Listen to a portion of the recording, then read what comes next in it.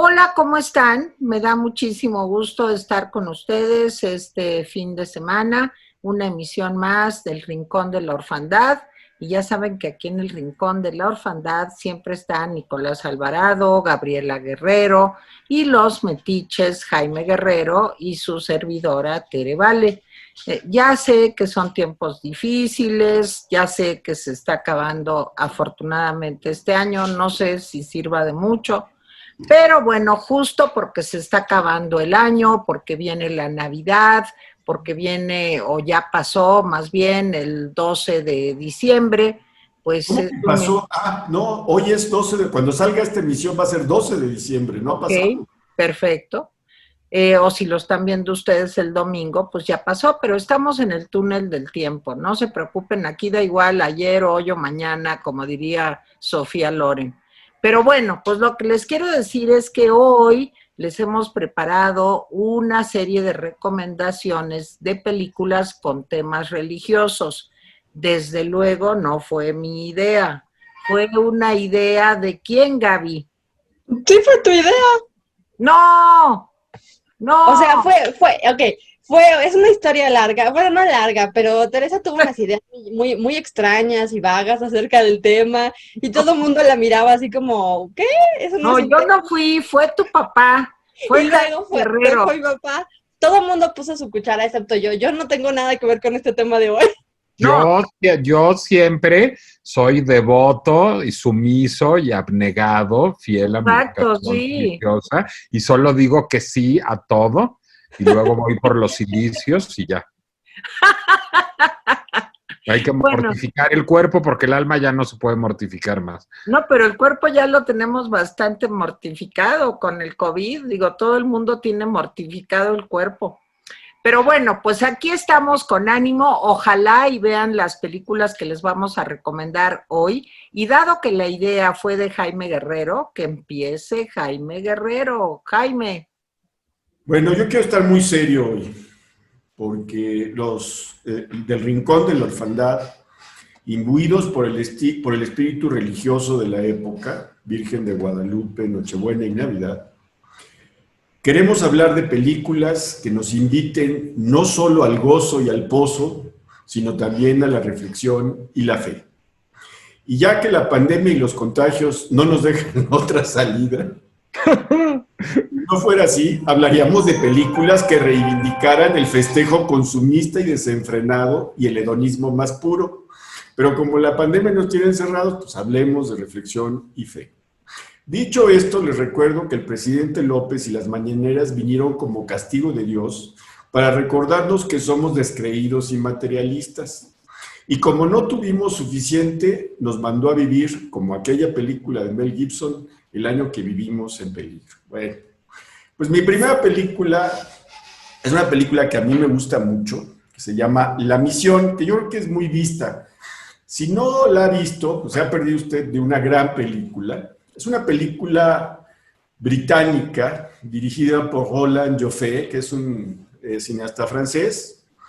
Y descubrí con sorpresa cuando estaba revisando para este programa que he visto muchas de sus películas.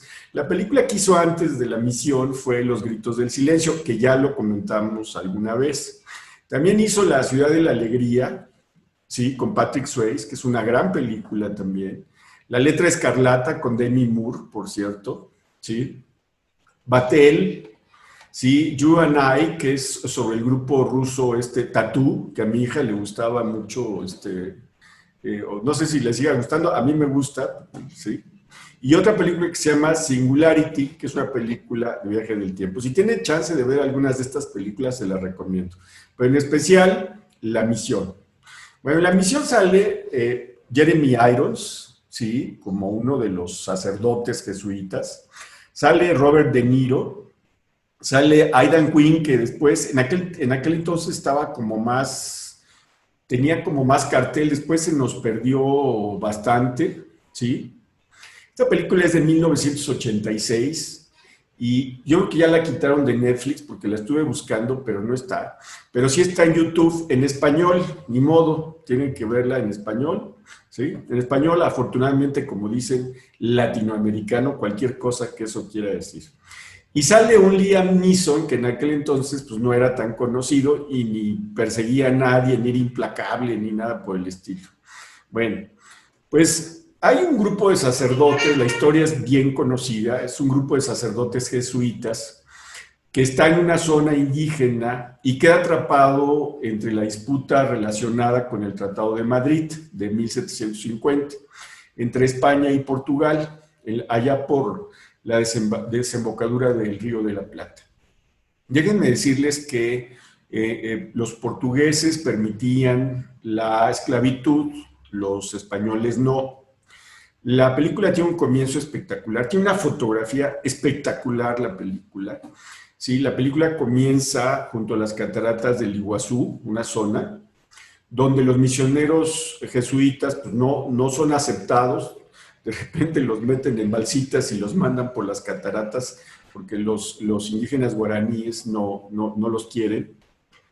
Y bueno, el padre Gabriel, que es interpretado por Jeremy Irons, llega y toca el oboe, según me acuerdo. ¿Sí? De hecho, la pieza se llama así, el oboe de Gabriel. ¿Sí? Y entonces los guaraníes se acercan y empiezan a oírlo, ¿sí? Y ese acercamiento da pie pues, a un contacto más frecuente entre los jesuitas y los guaraníes. Y poco a poco se va haciendo como una misión. Evidentemente los jesuitas, los sacerdotes jesuitas, van a llevarles la fe, a evangelizarlos, esa palabrita. Bueno, entonces ya evangelizados, pues, les empiezan a enseñar arte, música, agricultura, etcétera, y entonces varios de los guaraníes se convierten, empiezan a seguir la religión. Esta es una historia, pero junto hay otra historia en paralelo, que es la historia de Robert De Niro. Robert De Niro hace el papel de un capitán español, que es un cazador furtivo de indios, porque era un buen negocio, o sea, cazaba a los indios y se los vendía a los portugueses como esclavos. Y un día regresa y se da cuenta de que su hermano le había puesto el cuerno con su esposa. Y entonces, enfurecido, pues, se pelean y él mata al hermano. O sea, Robert De Niro mata al hermano, el capitán español mata. Y entonces empieza una transformación en Robert De Niro. El capitán se siente tan avergonzado, tan disminuido moral y físicamente, que pues siente que merece un castigo y entonces se incorpora con los jesuitas. Déjenme decirles que hay una escena que a mí me impresionó mucho, ¿sí? En donde el capitán español pone todas sus armas en una red y las arrastra, es decir, él decía, esta fue mi vida, ¿no? Esta fue mi vida y esta mi vida la voy a arrastrar. Y la arrastra, y ahí la escena está él escalando, y pues el peso de las armas, imagínense los arcabuces, las espadas, el escudo, la cota de malla, etcétera, el casco. Y varias veces se cae y de todas maneras sigue. Llega el momento en que le dicen los demás sacerdotes judíos jesuitas, le dicen, oiga, no, pues no haga eso, ¿no? O sea, no puede usted subir porque no hay manera. Entonces él está contrito.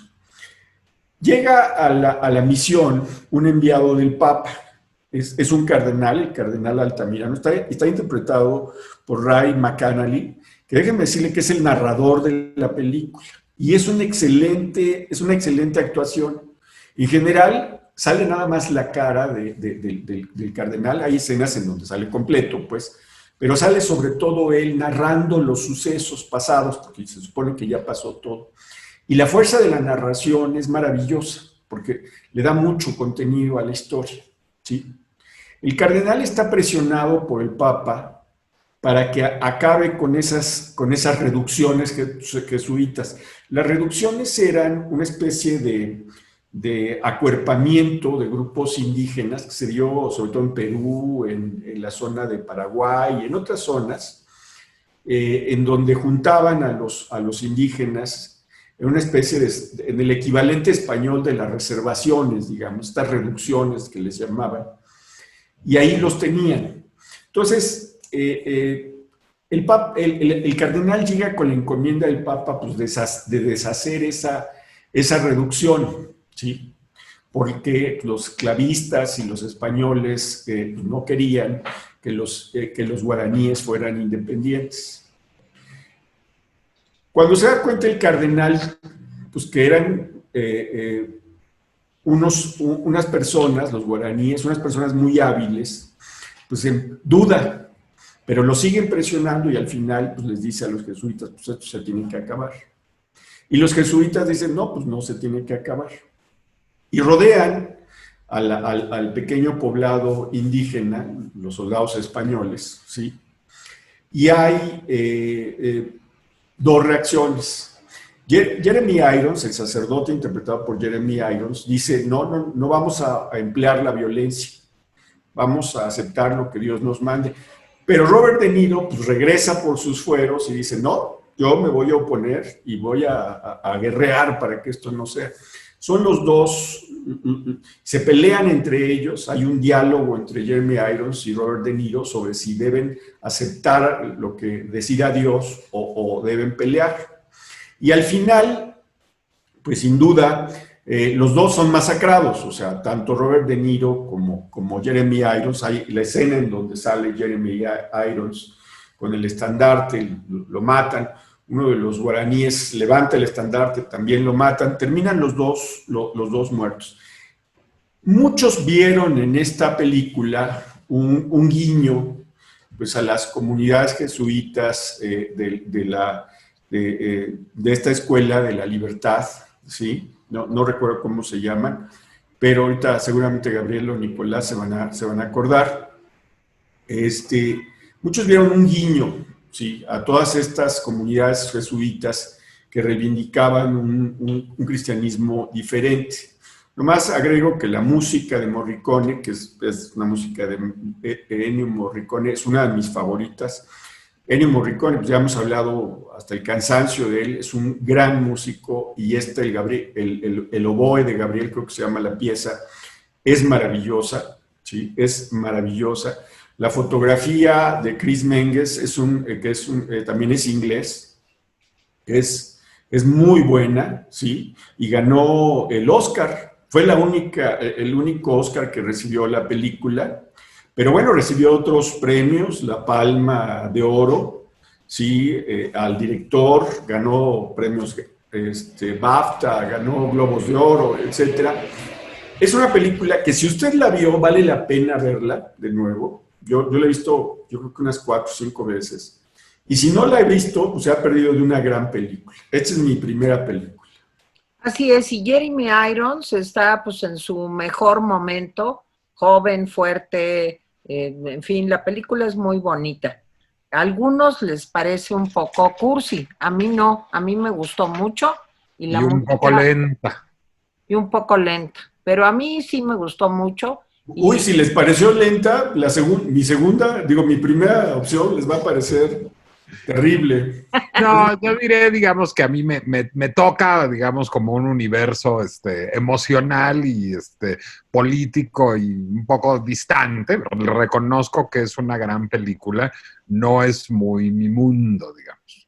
Pero Teología de la Liberación, perdón. De eso hablaba. Muchos vieron en la película un guiño a la Teología de la Liberación, ya me acuerdo. Claro. Sí, pues muy, muy de moda en aquellos tiempos. Muy de Así moda. es. Bueno, Gaby Guerrero, te toca. Pero fue una cara de queja.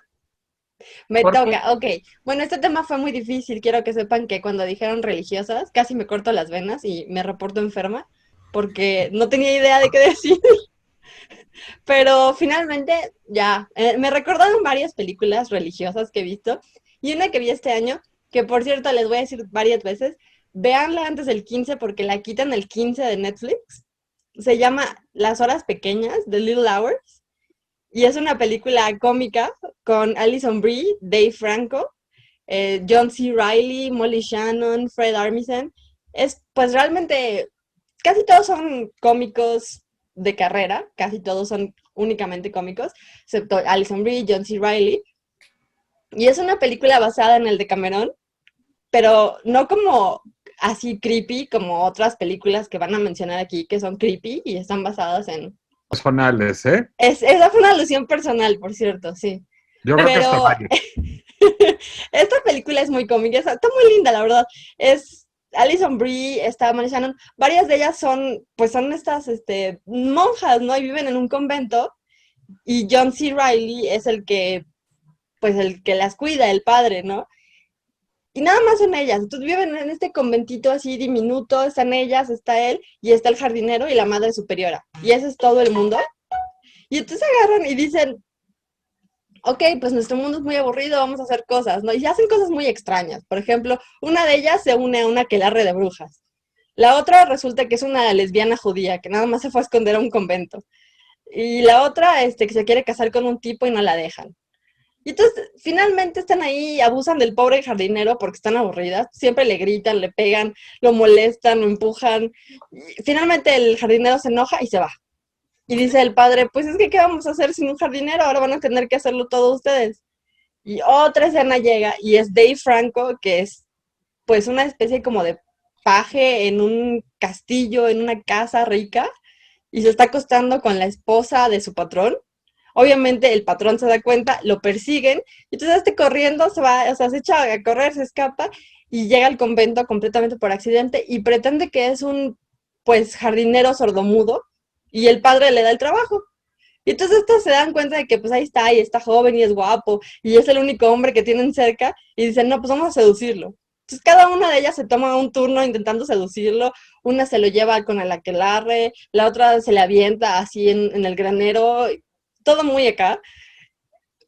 Hay unas escenas ahí de sexo lésbico, de una de las monjas se enamora de la otra monja, y tú va atrás de ella como perrito, así como, ay, te amo, te quiero mucho, y la otra monja la ve así como, ok, ¿te estás loca?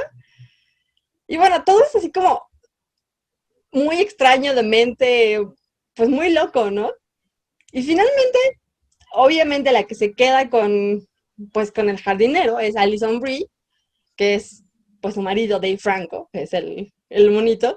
Y finalmente están ahí, se acuestan, y obviamente todo el mundo se da cuenta. Y resulta que todo el mundo en el convento tiene secretos. Una, pues de nuevo, una es una judía lesbiana, la otra es una bruja, esta está enamorada del jardinero, la madre superiora y el padre están teniendo un romance y nadie se da cuenta.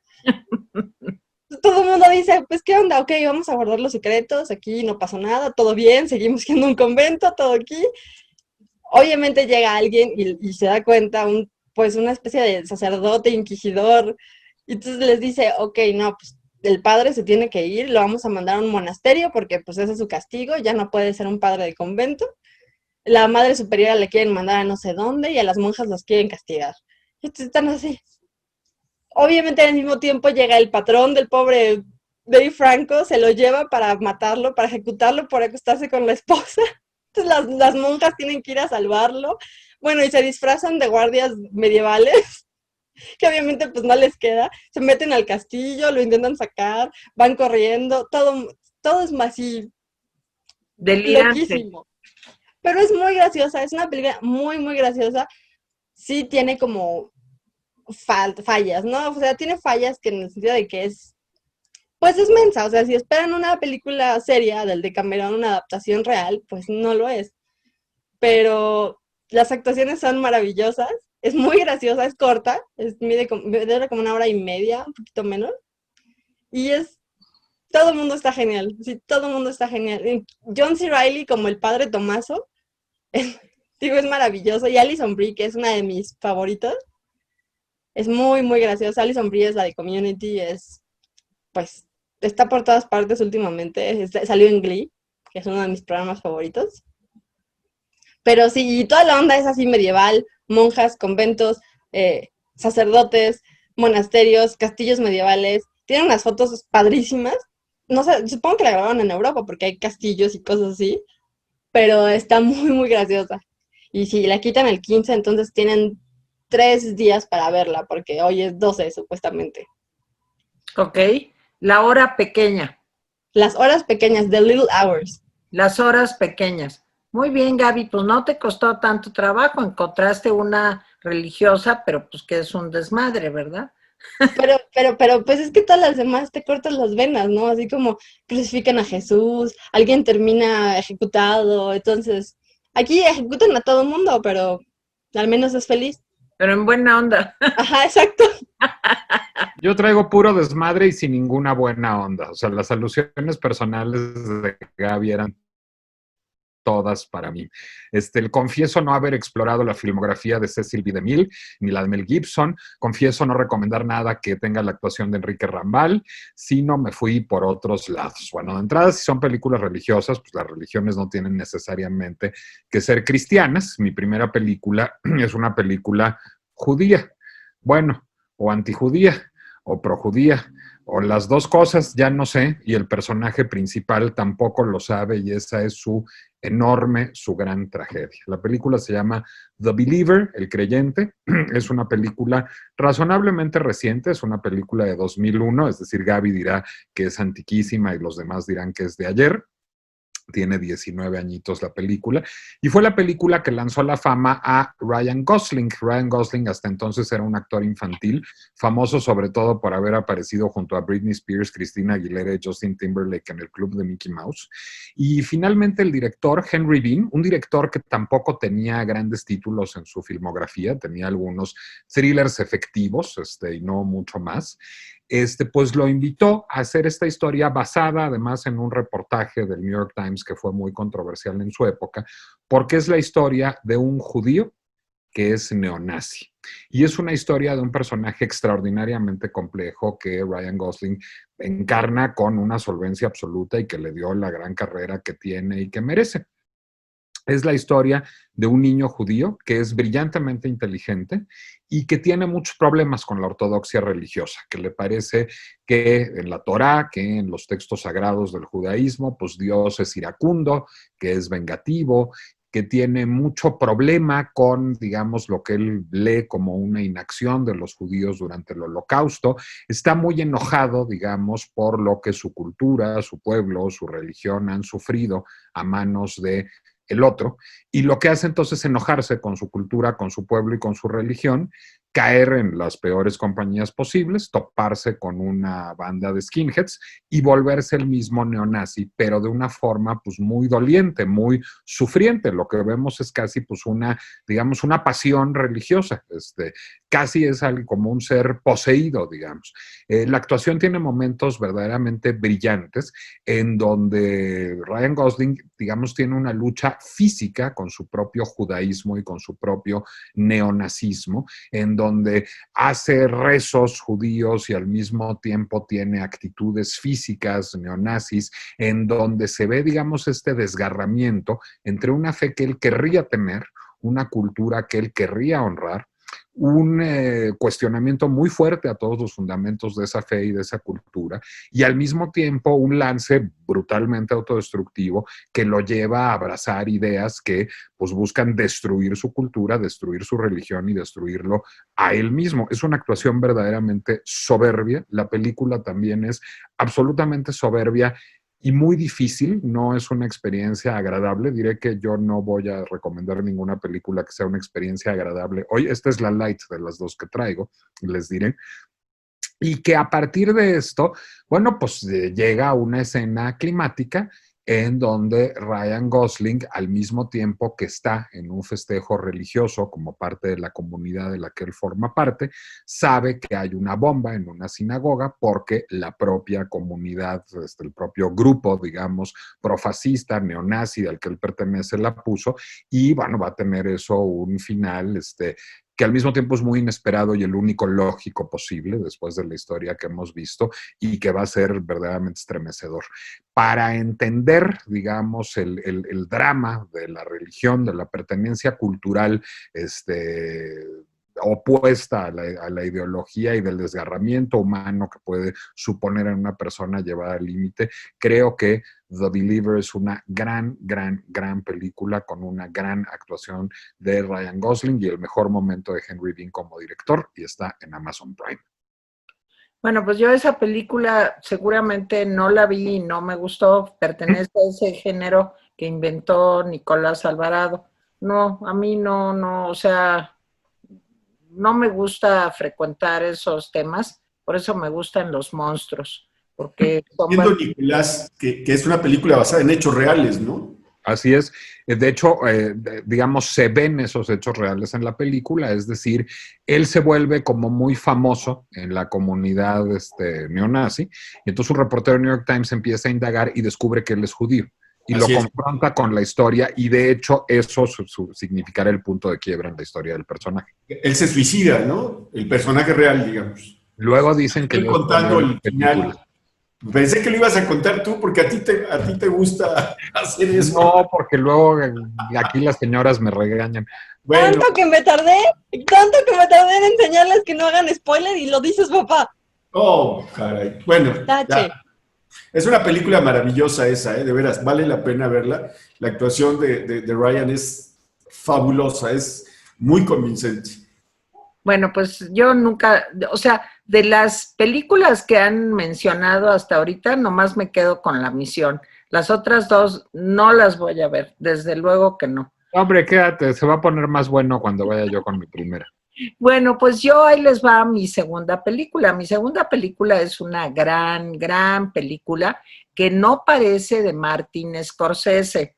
Yo en aquellos años, 1988, cuando se estrena esta película, pues la quería ver por el morbo que había desatado, porque les quiero decir que esta película, La Última Tentación de Cristo, cuando se estrenó, pues fue así como, uy, qué gran escándalo, porque se rumoraba que había una escena de sexo entre Jesucristo y María Magdalena. Entonces, bueno, en aquellos años de aquella época, pues eso era como muy sacrílego y se consideraba además que la película era una película sacrílega. Pertenece a la época de Martin Scorsese, cuando hacía, yo digo que sus mejores películas como Taxi Driver, que a mí me pareció extraordinaria, y como La Última Tentación de Cristo. Yo me acuerdo en un viaje, estábamos en Los Ángeles, Nicolás era muy joven, era casi un niño, y nos tocó ahí el estreno de la película. Y yo quería que fuéramos a verla, o sea, porque ya ven que yo soy una mamá loca, y yo quería que Nico la fuera a ver, o sea, me parecía como muy normal, y por qué no, ¿verdad? Porque iban además mis hijastros, los hermanos de Nico, y entonces, pues como que habíamos dicho, sí, vamos a verla, híjole, y que sale mi mamá, que no sé por qué le entró de pronto, el conservadurismo, ahí sí, porque mi mamá no era conservadora, pero ese día le entró el conservadurismo y me dijo, oye, No, yo te voy a explicar por qué le entró el conservadurismo, porque no me iban a dejar entrar, así de fácil es, porque alguien se tenía que quedar conmigo. Yo creo que el ataque de conservadurismo pues fue ahorrándoles la penosa necesidad de que los devolvieran en la taquilla.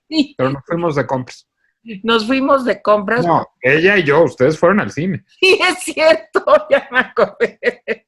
Sí, fue una trampa de mi mamá, porque mi mamá era bien loca, así como yo, y pues siempre nos llevaba a ver cuando yo era chiquita cosas terribles y yo a Nico igual, o sea, por eso terminamos todos bien locos.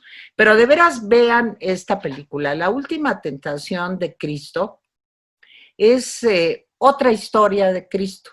O sea, se supone que Cristo vive, hace todas las milagros, etcétera, que normalmente hace en todas las películas sobre su vida. Y de pronto, cuando está en la cruz y le pregunta a su papá, o sea, a Dios papá, que por qué lo ha abandonado, pues de pronto llega un ángel y le dice, no te preocupes. Se lo estoy contando en sencillo, pero la película es muy seria. Entonces le dice, no te preocupes, vente y vive como cualquier hombre. No es cierto que tú tienes que ofrendar tu vida para salvar a la humanidad. Concepto que a mí siempre me ha sido muy complejo de entender, eso de que un Dios encarnado lo tienen que maltratar y que matar para salvar a la humanidad. Yo nunca he logrado comprender eso, lo digo con todo respeto. Pero bueno, pues a mí me pareció muy bien que de pronto pues llegara el ángel y lo bajara y dijera, bueno, pues órale, ya vive una vida como un ser humano. Y entonces se casa o anda, vive con María Magdalena, y bueno, ahí es donde sale en un momento, digamos, de pasión onírica, que Jesucristo, interpretado por William Dafoe, que hace una actuación realmente extraordinaria también. Un William Dafoe joven y como fortachón, porque pues ahí está en la cruz y se ve bien el señor. Bueno, pues ya tiene su romance con María Magdalena, tiene un hijo, pero resulta que a la mera hora ese ángel que fue y le dijo que viviera como cualquier hombre y que tenía derecho a gozar y a tener una vida normal, pues resulta que no era un ángel, sino que era el mero demonio. Y entonces toda esta historia que vive Jesucristo de una vida más o menos agradable, digamos, bueno, ninguna vida es agradable, pero digamos que más o menos normal, pues era una ensoñación y cuando él regresa, pues está en la cruz y otra vez lo vuelven a matar para que salve a la humanidad. Miren, la película está basada en un libro de Nikos Kazantzakis, que es un filósofo, un escritor griego, y la historia de cómo se hizo esta película empieza porque Bárbara Hershey, que hace el papel de María Magdalena en la película, pues resulta que le regaló un día a Scorsese, cuando filmaban otra peli, le regaló el libro de este señor, de Nikos Kazantzakis, y Scorsese, que es católico, pues se quedó como muy impresionado por la historia, porque era como muy avanzado en esa época que alguien se atreviera como a abordar, a escribir, a ensayar sobre otra historia de Jesucristo. Y se obsesionó con esto. La película primero se la trató de vender a United Artists, luego le dijeron que no, luego Paramount le dijo que sí, luego después de haber invertido no sé cuántos millones de dólares le dijo que no, luego finalmente Universal contrata a Scorsese para que haga la película y la película fue prohibida aquí en México. Escuchen, atención, la película fue prohibida en Chile, en México. Otra persona de la que no vamos a hablar hoy, Franco Sefirelli, dijo que si en la muestra de Venecia se estrenaba La Última Tentación de Cristo, él renunciaba a ir a la muestra de Venecia, que porque era una película espantosa, sacrílega, horrorosa. Y luego hubo hasta un atentado en Francia, tan evolucionados ellos, en donde 14 personas resultaron heridas porque un grupo de cristianos, digamos, fanáticos, pues echaron bombas Molotov en el cine donde se estrenó, en el cine San Michel de París, en donde se estrenó esta película. La película tiene además presencias rarísimas como David Bowie, que hace el papel de Poncio Pilatos en esta película, que es una cosa, es un Poncio Pilatos hiper guapo, como David Bowie. Bárbara Hershey, que fue la que metió a Scorsese en este rollo, es María Magdalena. Harvey Keitel, que ha sido considerado como el peor Judas de la historia y se ganó todos los premios de la peor actuación del año, hace de Judas Iscariote. Y bueno, tiene algo que le va a encantar a Gaby Guerrero y es que un poco la película habla de por qué las mujeres no tienen una participación activa en la vida de Cristo, sino siempre son como papeles secundarios. Incluso un poco en el libro, y se da a entender un poco en la película, es, híjole, ¿y por qué en la última cena nomás había puros hombres? ¿Por qué no había una mujer? Que ya ven que luego el Código Da Vinci y otros libros pues han puesto el dedo otra vez en la llaga, pero el pionero de todo esto pues es Kazantzakis y desde luego Martin Scorsese. Yo creo que es una gran película. Satanás puede ser cualquier cosa en la película, hasta una niña preciosa que va y tienta a Jesucristo. Y si no la han visto, pues yo creo que es una de las mejores películas de Scorsese, que es una película que ahorita, pues, no, en fin, no le veo ni lo sacrílego ni lo nada, o sea, sino que pues en aquellos remotos años de 1988, pues les sonaba terrible. Y bueno, pues se las recomiendo mucho, La Última Tentación de Cristo. No sé dónde se puede ver, yo creo que ya prácticamente... En Amazon Prime. ¿Perdón? En Amazon Prime. ¿Y la tuya, Nicolás? ¿Perdón? ¿La tuya, Nicolás? La mía en Amazon Prime también. Ok. No, pero luego, aprovechando que agandallé la palabra, yo quiero hacer un reconocimiento a la instancia que estrenó, pese a la censura, La Última Tentación de Cristo en nuestro país, que es mi alma mater, la Universidad Iberoamericana. Yo vi La Última Tentación de Cristo en la Ibero. No la vi en la primera corrida que tuvo en la Ibero, la vi muchísimos años después, pues cuando yo me volví estudiante de la Ibero en 93 o 94, la he de haber visto porque de vez en cuando la exhibían, pero en desafío, digamos, de la regulación y como, digamos, escudados en la importancia académica, una universidad jesuita, como la Universidad Iberoamericana, una universidad religiosa, tuvo el valor de desafiar la censura y de estrenar en México La Última Tentación de Cristo, y creo que es algo que enaltece enormemente a la Ibero, y la enaltece enormemente que cuando todavía era muy difícil de ver, la pudiéramos ver sus alumnos. Y luego yo ya la vi muchas veces en mi casa, porque ¿quién creen que la compró en mi casa? Mi abuela. Ok. Ay, mi mamá, mi querida mamá. Bueno, pues vamos, Jaime, con tu primera. Bueno, pues mi primera película es una película que yo vi hace rato. Es una película de Pierpaolo Pasolini que se llama El Evangelio según San Mateo. A mi hija le cae mal Pasolini, le dice Puercolini. Antes de que sigamos, quiero decir que mi alusión personal era a mi papá, no a Nicolás. Pero ya que le pegó a los dos, pues mejor. Yo soy súper fan de Pasolini, entonces me siento aludido también. A mí Pasolini... A mí también me parece un orate, Gaby, comparto contigo, ¿eh? Pero ok. A mí Pasolini es uno de los directores que se me hace más creativos, me gusta mucho. Pero bueno, quiero decir que hay muchas películas sobre la Virgen, Jesús, esta época, etcétera. Muchas a las que aludía Nicolás son super cursis, muchas son españolas y otras son mexicanas y otras de quién sabe dónde son. Esas son películas que en cuanto uno las ve 3 minutos dice uno, ¿dónde está la cruz más cercana para ir a colgarme, aunque sea? En fin, pero esta película no, esta película de Pierpaolo Pasolini, yo creo que es una de las mejores películas que se han filmado sobre este tema. Es una película en blanco y negro. Está en YouTube, igual que La Misión, y está en YouTube El Evangelio según San Mateo. ¿Sí? Es una película italo-francesa de 1964. La escribió y dirigió Pierpaolo Pasolini. Escribir es un decir, porque está basada sobre todo en casi, creo que hay 2, 3 escenas que no son sacadas del Evangelio, del propio Evangelio de San Mateo. ¿Sí?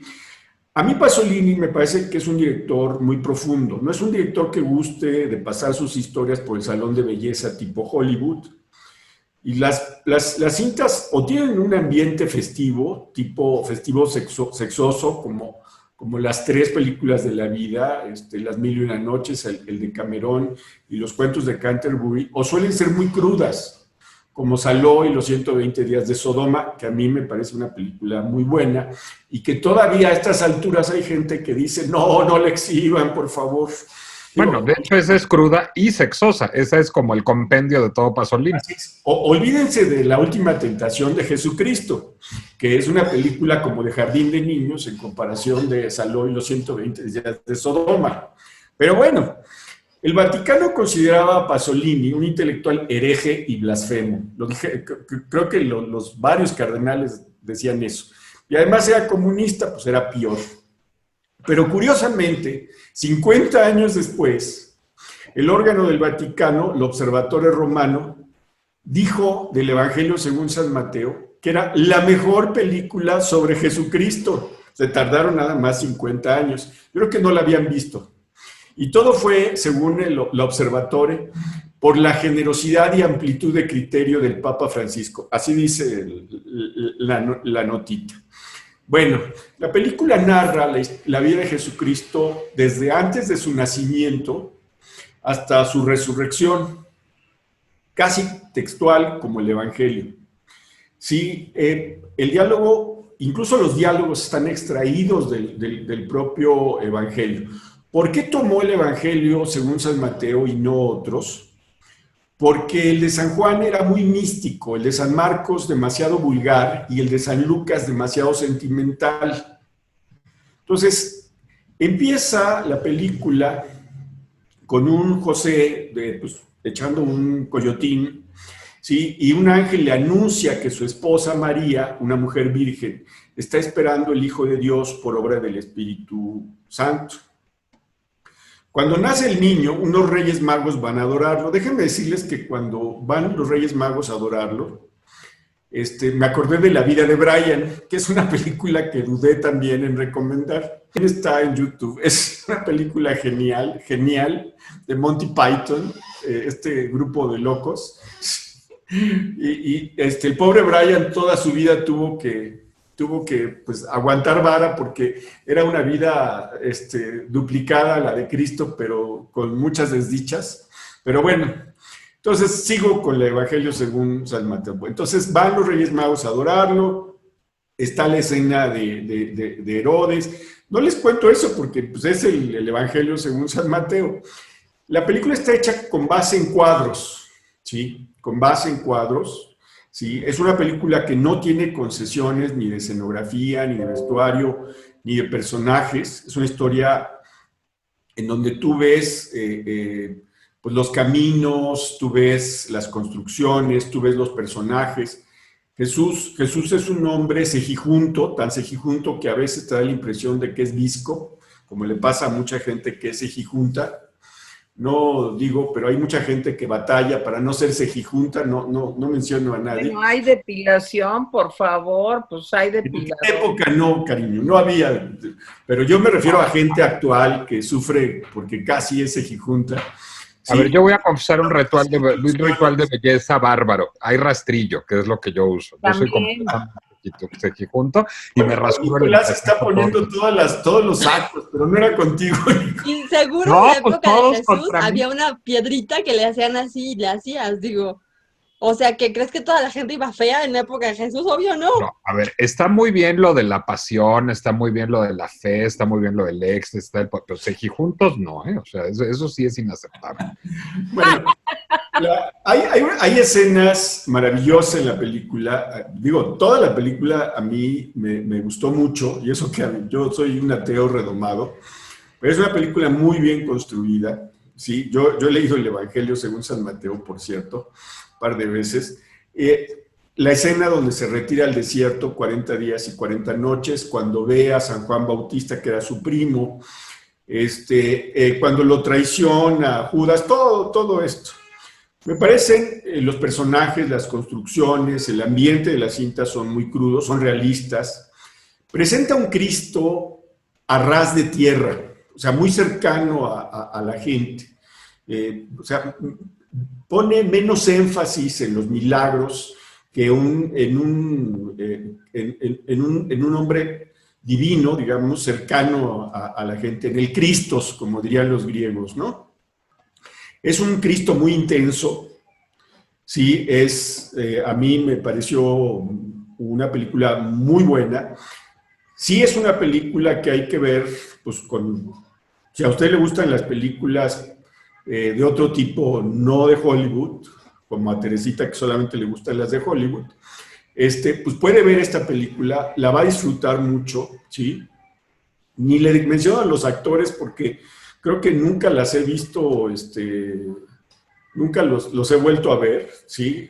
Sé que sale una pariente Pasolini ahí en la película, pero nunca la identifiqué. Pero bueno, los actores están muy bien, muy en su papel.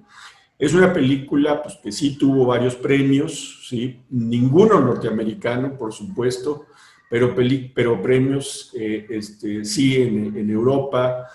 En fin, Pasolini es y era una leyenda. Es una leyenda ahora para los italianos y es, yo creo que uno de los realizadores pues, que rompe pues, con muchos estilos, muy creativo. Vale la pena acercarse Si usted no quiere escandalizarse con las mil y una noches, pues acérquese a esta película, El Evangelio según San Mateo. Vale la pena. Bueno, algunos apuntes. Hay un actor famoso en esta película que es Ninetto Davoli, que hace solo un beat, sale de un pastor. Ninetto Davoli era uno de los actores no actores a los que usaba Pasolini, pero Pasolini, y bueno, y lo usaba en todos los sentidos, digamos, porque Pasolini, que era gay, se enamoró profundamente de Ninetto Davoli y terminó por construir una carrera, digamos, en el Star System italiano. Es decir, Ninetto Davoli es alguien que terminó haciendo muchísimas películas con otros directores, etcétera, con Fellini, en fin. Y luego uno de los apóstoles es uno de los grandes filósofos italianos, es Giorgio Agamben. Giorgio Agamben, que es, digamos... Cierto, Felipe. Sí, el príncipe del apóstol Felipe, claro. Giorgio Agamben, que como Pasolini es un filósofo comunista fifí, así como Pasolini era un director comunista fifí, tiene un cameo, digamos, como el apóstol Felipe en la película. Y dos cosas, yo creo que Pasolini es el más religioso de todos los directores posibles, y yo estuve a punto de recomendar una película de Pasolini, que no la recomendé porque es un corto, forma parte de una película de estas de ómnibus de aquella época, que es La Ricota, que es una película, bueno, un corto extraordinario, y también es un corto profundamente cristiano y profundamente terrible, digamos, porque Pasolini tenía una relación muy atormentada con la religión. Y estuve también a punto de recomendar una película que nunca tiene una iglesia, un Cristo ni nada, pero que es una película profundamente religiosa y profundamente pasoliniana, que es Después de Lucía, de Michel Franco, que digamos como nota al margen, para los devotos de Pasolini, yo creo que la gran influencia en Michel Franco es Pasolini, y Después de Lucía, digamos, es casi como La Ricota se muda a una prepa fresa, y vale mucho la pena verla. Y yo quiero decir que la película La Última Tentación de Cristo, dice Scorsese que su gran influencia fue esta película que acaba de recomendar Jaime. Y que nunca verás. ¿Perdón? Y que nunca verás. Y que nunca veré y que no me gustó tampoco. Y Martin Scorsese estaba obsesionado con esta película de Pasolini, El Evangelio según San Mateo. Y a mí de los evangelios, el único que me gusta muchísimo es el de San Juan, porque me gusta mucho el Apocalipsis. Y como ya estamos cerca, pues se los recomiendo, porque pues ahí viene más o menos el asunto. Es que es evangelio con efectos especiales. Es con efectos especiales, trompetas, y bueno, no, está padre. Ay, la bestia. La bestia, sí, está bien. Bueno, ahí tenemos muchas bestias últimamente. La vida mística de Teresa. Uh-huh. A ver, Gaby, tu primera. Tengo muchos apuntes. Para empezar, no me imagino a David Bowie como nada realmente, pero la vida me ha enseñado que David Bowie era un gran actor. Sí, claro. Cuando lo vi en Merry Christmas, Mr. Lawrence, también dije, wow, puede ser serio, no lo puedo creer. David Bowie, Dios, los mortales, esa es la escala humana. David Bowie era un gran actor. Esa película, Gabriela, es maravillosa la que acabas de mencionar. Sí, la música, las actuaciones, no sé dónde esté, pero véanla.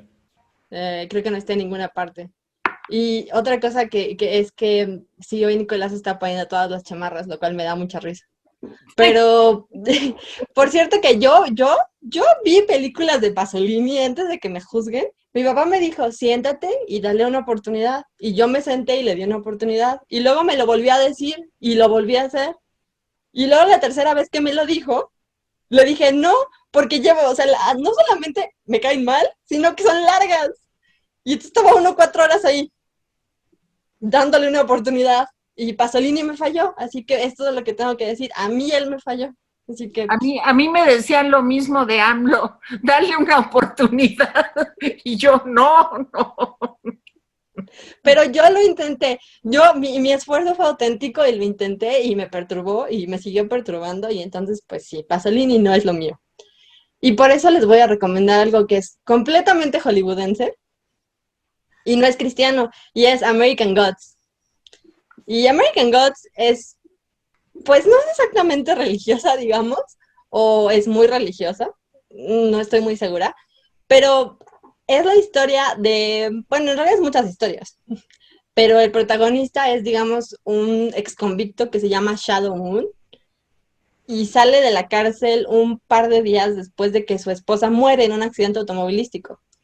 Y entonces va por ahí, por Estados Unidos, intentando buscar trabajo, intentando como pues superar la muerte de su esposa Laura, y conoce a un tipo pues raro, ¿no?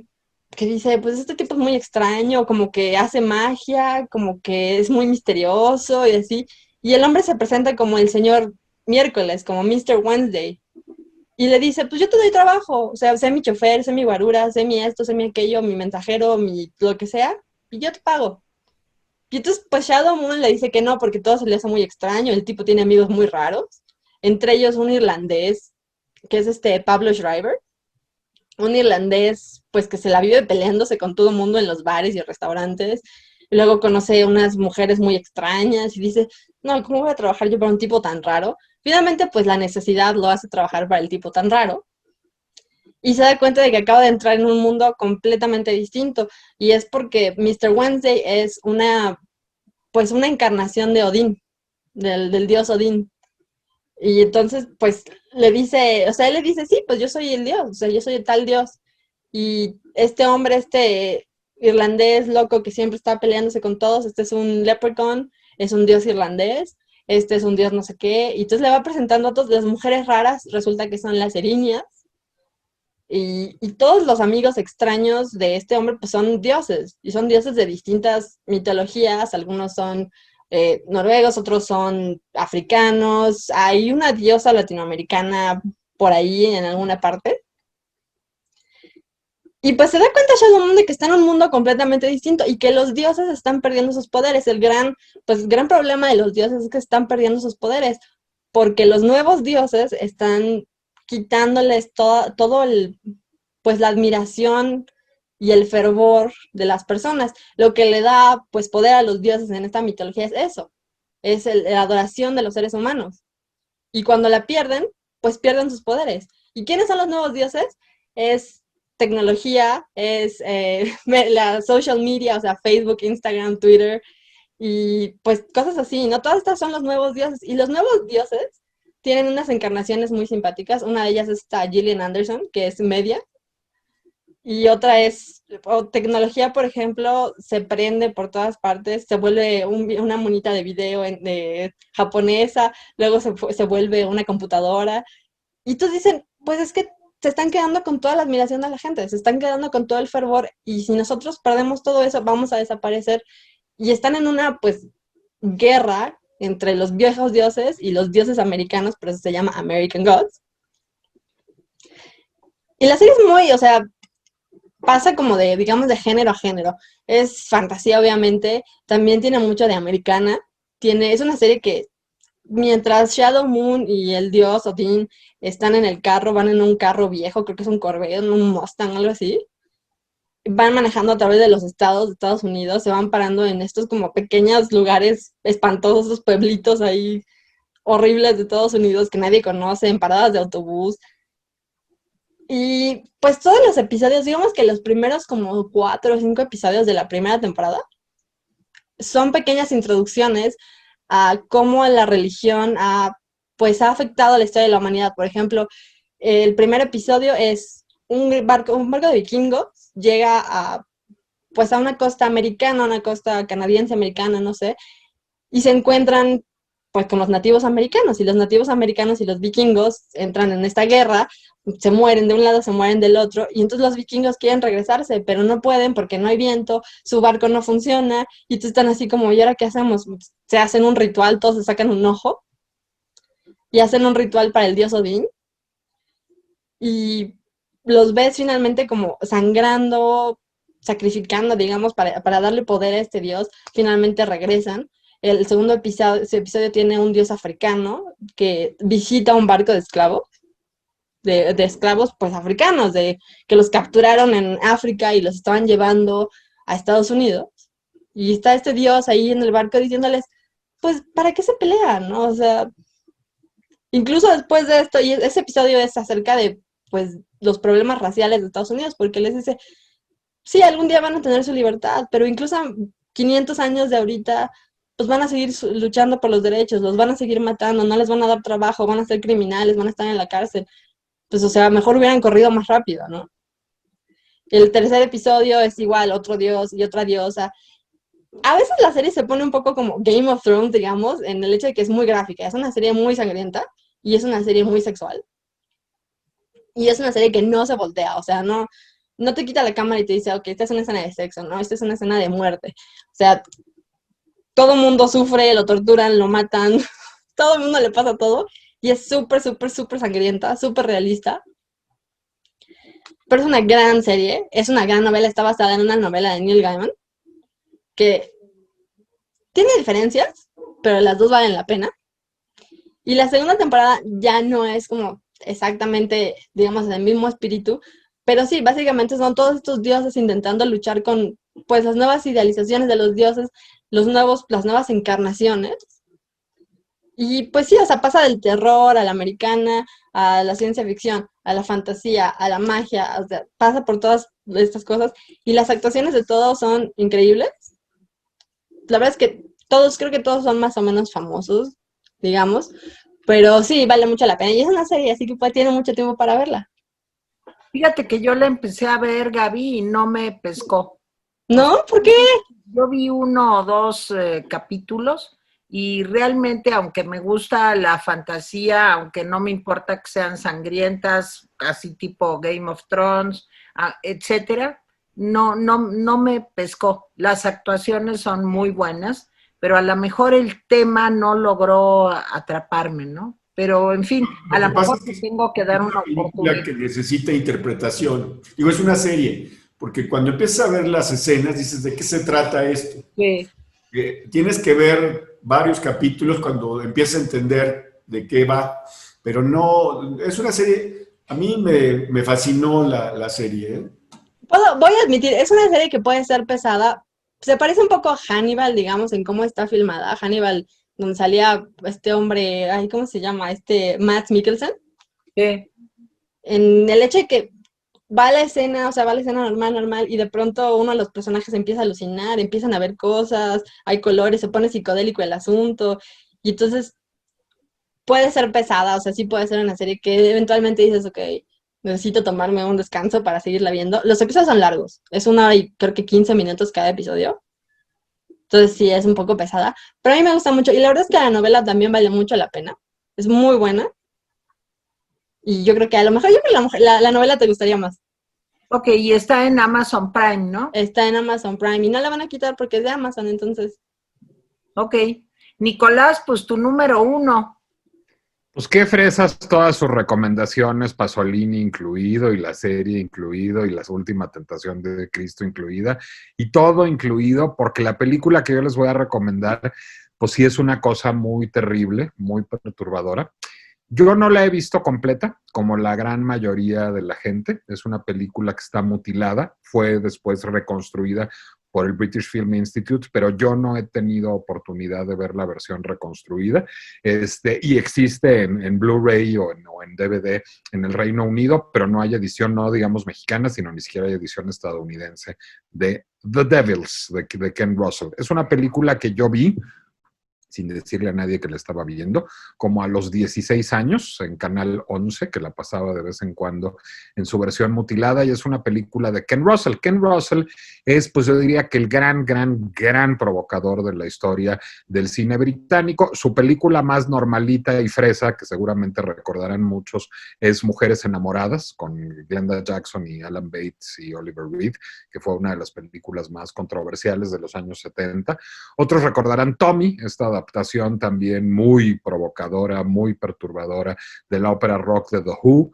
Otros recordarán The Boyfriend, digamos, su masacre conceptual al musical hollywoodense. Otros recordarán Listomanía, su biografía desacralizadora, en donde compara a Franz Liszt con una estrella de rock contemporánea. Es decir, es un cineasta provocador, un cineasta enamorado de lo grotesco y un cineasta que pues nos llena de imágenes y de ideas perturbadoras, y lo hace a propósito de la religión en esta película The Devils, ganadora de León de Oro en Venecia, multicensurada, de hecho en Finlandia pudo estrenarse hasta 2001, siendo una película de 1971, estuvo 40 años censurada en Finlandia y fue exhibida en versiones mutiladas en muchos lugares.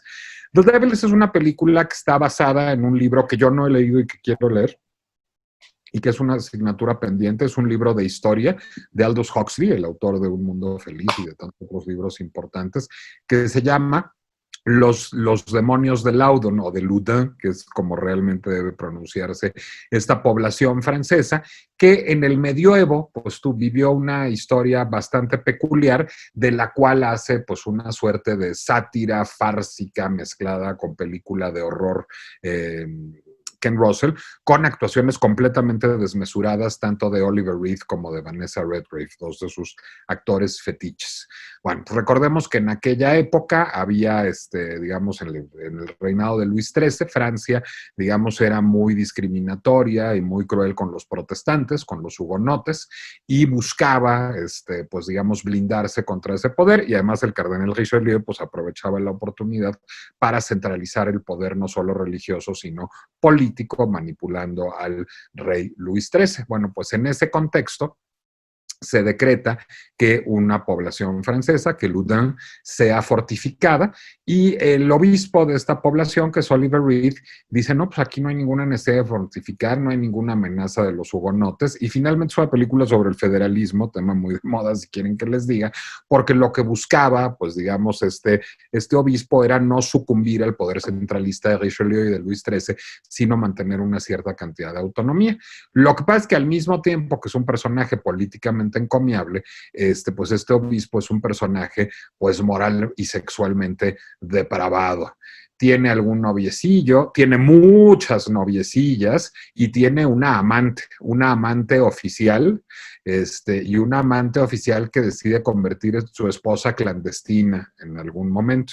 Pero el problema es que hay una monja jorobada, que es hermosa, es Vanessa Redgrave, pero es jorobada, y está muy enamorada de él, pero pues entre la prohibición religiosa y la joroba, el obispo nada más no le hace caso, y entonces ella decide vengarse de él, y vengarse de él diciendo que no solo la ha molestado sexualmente, sí, cosa que no es cierta, pues él no tenía ningún interés sexual en ella, sino que además eso la ha llevado a vivir una posesión satánica y que necesita que la exorcicen y que él es el culpable de la entrada del demonio en esa comunidad, y eso hace que pues por un fenómeno de histeria colectiva todas las monjas se digan poseídas y se digan necesitadas de exorcismo, y esto pues se convierte en un problema político severo para el obispo y para toda la comunidad. Bueno, es una película terrible, llena de imágenes inolvidables, y eso que yo no he visto más que la versión mutilada. Hay una secuencia particularmente perturbadora que ha sido restaurada en la película y que yo no he visto, pero con las que he visto tuve más que suficiente. Es una película que al mismo tiempo es muy sagaz, con la intersección entre política y religión y con la intersección entre religión y sexo. Es una película a partir de eso que está llena de cuestionamientos profundos. Es una película que tiene un humor podrido constante y es una película muy rara visualmente y muy hermosa. El director de arte es Derek Jarman, que después sería él mismo un gran director de cine con películas como Caravaggio o como Blue, pero que crea unos sets que están a medio camino entre el pueblo medieval y el sanatorio psiquiátrico. Es una película llena de habitaciones blancas, llena de ladrillos blancos, con una luz muy irreal y con actuaciones que no buscan ser realistas, sino que buscan dar casi, digamos, una visión expresionista de esta intersección entre política, religión y sexo. Diré una cosa abiertamente: si quien nos ve es religioso, que no la vea. Es una película muy sacrílega, creo que es una película profundamente moral en muchos sentidos, pero es una película muy sacrílega en términos de su imaginería religiosa, y quien está interesado en política sin duda debe verla. Yo creo que Ken Russell decía que era su única película política. Yo no estoy de acuerdo en que sea su única, pero sí creo que es la más política de sus películas. Ahora, una cosa para todas las buenas conciencias: Es dificilísimo verla, es dificilísimo encontrarla. Yo tengo una sola recomendación para verla, en una versión no tan mutilada como la que yo vi, pero mutilada, que está en un sitio de internet de películas de horror que se llama Shudder. La dirección es Shudder, shudder.com, pero es de paga y requiere un VPN. Pues les quiero decir que yo leí esa novela. ¿Y por qué leí esa novela? Porque me la recomendó Miguel, mi marido, hace 30 años. Eso yo no lo sabía. Sí, yo leí esa novela. Era una novela que le gustó mucho a Miguel y me dijo, la tienes que leer. Aparte tiene todos los ingredientes para que te interese. La leí hace 30 años, como en los años 80. Yo la película nunca la he visto, pero recuerdo perfectamente, a lo mejor era mi época de Aldous Huxley, cuando era yo fan de A Brave New World, del mundo feliz, y a mí me gustó mucho, y Miguel me la recomendó mucho, me dijo, léela, porque era la época que me gustaba mucho leer Lovecraft, en la época, bueno, como siempre me han gustado las cosas de terror, y Miguel hizo bien en recomendármela, y por cierto, Nicolás, en esta casa, en esta biblioteca, yo creo que está esa novela. Pues a ver si me la prestas. A mí me gusta mucho Huxley y no he leído ese libro. Sí. La película me perturbó mucho en su época, entonces tampoco le he querido A los 16 años, pues sí está medio cañón, ¿no? Como dar muchas vueltas al asunto después. Después en un momento me dio por leer sobre Ken Russell y volví a leer sobre la película. Oye, ¿se llama Ken Russell como Ken Russell, el marido de Goldie Hawn? Ese es Kurt Russell. Kurt Russell. Ah, ok, perfecto. Disculpe. Pero qué bueno, yo creo que van a ser parientes. Sí, claro. Yo creo que no. Uno es británico y el otro americano. Además de Ken Russell, yo quiero decir lo siguiente. Tiene una película que a mí me gusta mucho que se llama Estados Alterados. Gran película. ¡Ay, buenísima! Con William Hurt. Maravillosa película.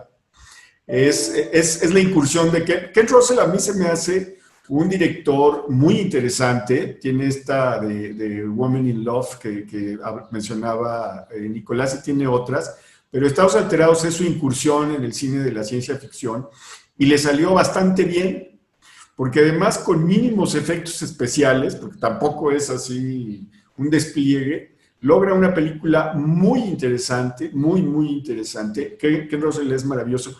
Yo conozco, nunca he visto The Devil, ni la versión recortada, ni ninguna. Digo, he visto los cortitos que hay en YouTube, pero nunca he visto la película. Pero de todos modos la trama me recordó a una película de Jerzy Kavallerovich que se llama Madre Juana de Los Ángeles. Es su secuela no buscada. Sí, que es muy parecido la historia, pues, o sea, llega un sacerdote a un convento porque las monjas están sublevadas, bla, bla, bla.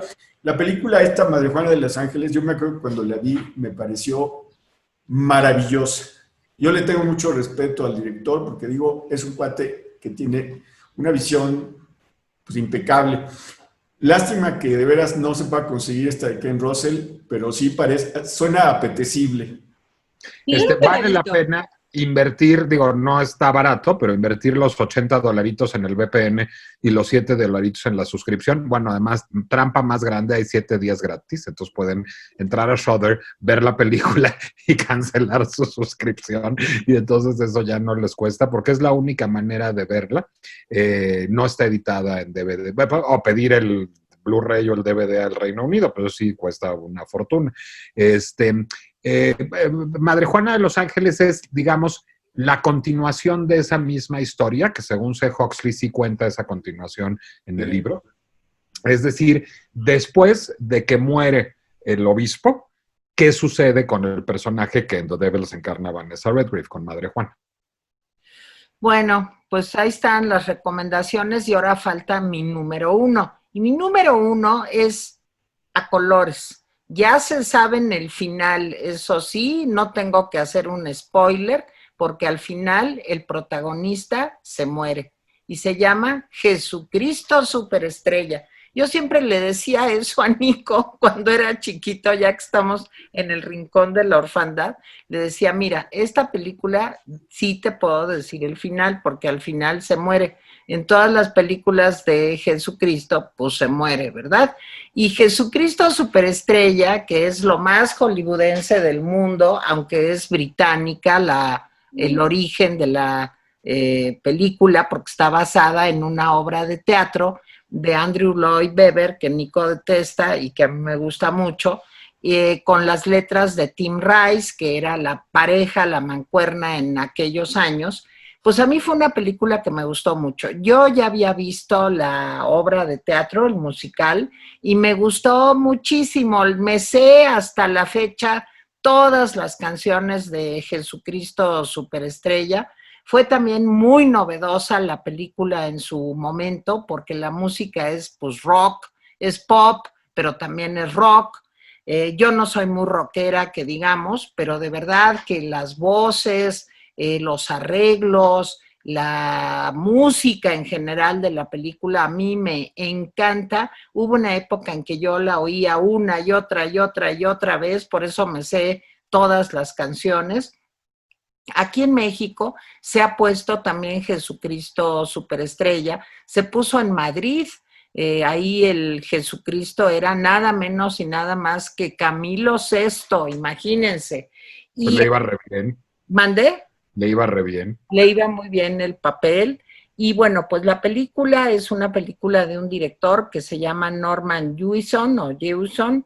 Es una película de 1973. Está basada en este musical de Andrew Lloyd Webber. Los escenarios son un desierto. El vestuario es alucinante también. Ha habido cualquier tipo de vestuarios y de puestas en escena de Jesucristo Superestrella. En unas han tratado de llevar a Jesucristo y toda la historia a la época actual. En otras es una puesta en escena pues, un poco delirante, como la película. La música, les digo, me gusta muchísimo y es una película pues que toca también el tema político de Jesucristo. Poncio Pilatos es, en fin, un personaje muy curioso en la cinta, así como el David Bowie de que salía en la última tentación de Cristo. Lo mismo, María Magdalena es una cantante hawaiana que se llamó o que se llama Yvonne Elliman. Ella continúa actuando y ha continuado actuando, pero les voy a decir que la mayoría de los actores que aparecen en la película de Jesucristo Superestrella desaparecieron. O sea, no tuvieron una larga carrera, sí tienen por aquí, por allá alguna aparición, pero creo que fue su momento estelar. Y bueno, pues es también un poco la idea es presentar el imperio, los romanos, la invasión a las costumbres, a la manera de ver el mundo. Es una película pues como de Hollywood, o sea, sí, Nico dice que no, pero yo sí digo que es una película como de Hollywood. ¿Por qué dices que no, Nicolás? A ver, yo no soporto a Andrew Lloyd Webber y detesto la música de Jesucristo Superestrella y casi toda la música de Andrew Lloyd Webber, pero la película me parece extraordinaria y me parece muy provocadora, extraordinariamente Claro. provocadora. A ver, Norman Jewison es un grandísimo director. Norman Jewison es el director de In the Heat of the Night, una de las los grandes dramas sociales, digamos, de los Yo la años. vi con Rod Steiger. Es el director de The Russians Are Coming, que es una sátira descarnada de la Guerra Fría. Es el autor de The Thomas Crown Affair, una de las películas, digamos, de intriga, espionaje y romance más glamorosas de la historia. Es el autor de Rollerball, una de las películas distópicas más perturbadoras de la historia. La buena, no el remake. Sí, Y es el autor de Other People's Money, una comedia verdaderamente crudelísima y divertidísima. Es decir, Norman Jewison, y bueno, es el autor de Agnes de Dios. Agnes de Dios, una película religiosa que bien hubiera podido figurar en la lista bastante iconoclasta que hemos hecho, es una película de Norman Jewison. Es un director muy provocador y es un director que yo creo que hace dos lecturas aquí. Bueno, primero, saca el musical a locación, pero no saca el musical, digamos, como Gene Kelly a una locación bonita y bien iluminada en On the Town, sino que saca el musical a locación, pues al desierto israelí, y a partir de eso hace pues una película, digamos, no realista, una película alegórica con unas imágenes oníricas muy raras, muy perturbadoras, es decir, decide adoptar la teatralidad filmando en locación y eso me parece poderosísimo. Y creo que es una película sobre el hipismo, es decir, yo creo que básicamente es un mucho mejor retrato del hipismo, Jesucristo Superestrella, que Hair, que a mí la Hair de Milos Forman me parece una película muy desigual y muy llena de excesos y No, a muy... mí también me gustó. A mí no Pues era especialmente. porque yo fui hippie o medio pseudo hippie. Hippie. Bueno, No te creas. O sea, permíteme que te diga mi... Permíteme reír. permítame que te diga que no hay persona menos hippie sobre la faz de la tierra que tú. Qué O bárbaro. sea, Bueno, sí yo, pero solo yo. hippie con Dechi es una cosa real, ¿ok? Pero hippie Polanqui no es una cosa real. De acuerdo, de acuerdo. Yo creo que es una película profundamente política. Me parece una gran película. La política, eso lo comentaba yo. Bueno, pues miren, ya lo dijeron muy bonito aquí mis compañeros y amigos, pero yo se las recomiendo. A mí, sin tanto rollo, me gusta mucho, está padre, la música me encanta. Yo quiero decir una cosa, yo jamás hubiera ido a ver esa película, pero mi vecina y amiga con la que estudié de la primaria a la universidad, cuando se estrenó tenía muchas ganas y no la dejaban ir sola. Entonces pasó lo que pasaba cuando no la dejaban ir sola a las fiestas, al cine. Entonces, a ver, Jaime, ¿por qué no me acompañas? Ahí voy a ver, soy Jesucristo Superestrella. Sí, es un Jesucristo hippie, lleno de un Jesucristo pasado por la guapura de Hollywood, es un tipo guapo, pues. A mí me deslumbró Yvonne Elliman en esa película, pero fuera de eso, me gustó mucho, por cierto, el Judas, Carl Anderson, Sí, me gustó, pero la película, pues, sin pena ni gloria. no Y es cierto. curiosamente, después yo, no sé, unos 15, 20 años después, vi que en la iglesia, pues, pasaban la película para ver si los jóvenes, pues, se animaban a ir. Sí, pues a mí en cambio Hair me parece deslumbrante, pero pues, cada quien. Pero Jesucristo Superestrella, pues me parece pasable, digamos, ¿no? Es que, a ver, diré, Hair es una película que tiene un espíritu bastante hippie y anárquico, o sea, es una película desmesurada y desordenada. Jesucristo Superestrella es un estudio que ve ahí de lejos el hippismo desde una sana distancia brechtiana, como la que tengo yo, aséptica. Bueno, miren, ustedes que ya ni saben lo que es eso de ser hippies, véanla, porque les va a gustar y la música es lo máximo. A ver, Gaby, si la ves. ¿Ya la viste? Yo sí la he visto, tengo que confesar. Tengo que confesar que he visto las dos películas, sí, Hair y Jesucristo Superestrella, y no es algo que me traiga orgullo, pero es verdad. Y tengo que admitir que algunas canciones de Hair hasta me las sé, y yo voy a culpar a mi papá, porque es más fácil que culparme a mí misma. Entonces, sí, tengo que decir, a mí me gusta Jesucristo Superestrella. Yo pensé que no me iba a gustar, pero, o sea, no es mi favorita, probablemente no la vería otra vez, pero me parece simpática. O sea, como que te pasas el rato y te divierte y está como cute, así como que va, está bien. ¿A ti Y no la de te Nicolás, gusta, por cierto, Nicolás? no la vi. ¿A ti no te gusta, Nicolás? ¿Jesucristo Superestrella? ¿O Hair? Sí, no, Jesucristo. Mucho, me parece una gran película. Ya, Y por cierto que yo también odio a Andrew Lloyd Webber, ¿eh? Pero no por la misma razón. A mí Maxwell Sheffield me enseñó a odiar a Andrew Lloyd Webber. Yo desde que supe que le quitaba todos los Tonys, dije, no puede ser posible esto. Y entonces luego dejó a Sarah Brightman y también me enojó, entonces. Bueno, hay alguien a quien soporto menos que Andrew Lloyd Webber, a Sarah Brightman. ¿Qué? ¿Qué? ¿Por qué? Por curres. Todo esto antes de que haya sangre en el Bueno, juego. ya nos vamos. Espero que hayan disfrutado de las recomendaciones, que este fin de semana las vean, que se diviertan, que nos olvidemos un poco de los problemas. Las mías no sirven ninguna para eso, pero vean las de Tere Vale, que esas sí las van a Bueno, hacer. pero le puedo decir una... No, la última tentación de Cristo no está Pues como... sí, ni esa. Creo que nomás Jesucristo Superestrella sirve para eso de todo lo que... No, ¿saben qué película es bonita? Y hace que nos olvidemos de los problemas. La de los dos papas, y nadie la dijo. Ah, es simpática. Es la historia de dos galeses pretendiendo ser un alemán y un polaco, alguna cosa así. Es buena, es simpática y es de Netflix. Un argentino. Un argentino. Cápsula. Bueno, diviértanse, pásensela bien, quédense en su casa y usen el cubrebocas, por favor, está muy feo todo.